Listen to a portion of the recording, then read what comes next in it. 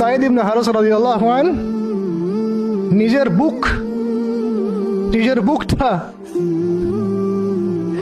বুকটা নবী সাল্লাল্লাহু আলাইহি ওয়াসাল্লামের সামনে এইভাবে দিয়ে দিয়েছেন যে যতগুলো পাথর আসবে আমার গায়ে যেন লাগে, আমার নবীর গায়ে না লাগে। বুক যখন থেতলায় গেছে তখন পিঠ দিয়ে দিয়েছেন, ইয়া রাসূলুল্লাহ আপনার গায়ে একটা পাথর যেন না লাগে, আমার পিঠে লাগুক। এই সময়টা চিন্তা করেন, সাহাবীর কথা চিন্তা করেন,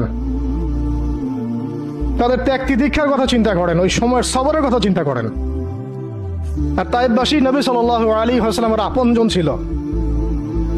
তায়েফের গোত্রে নবী সাল্লাল্লাহু আলাইহি ওয়াসাল্লামের দুধ পান করানো হয়েছিল, হালিমা সাঈদার গোত্র এটা।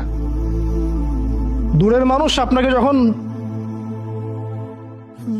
ভালো মন্দ বলবে আপনার অতটা কষ্ট হবে না যতটা আপনার কাছের মানুষ আপনাকে ভালো মন্দ বললে কষ্ট হবে।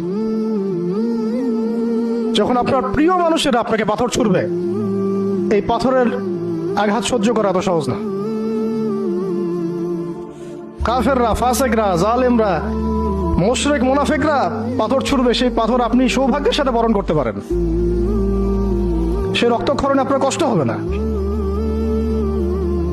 প্রিয় মানুষদের দেওয়া অপবাদ, মিথ্যাচার, গীবত, তহমত, পাথর আপনাকে এত কষ্ট দিবে, এই কষ্টের লোড আপনি সহ্য করতে পারবেন না।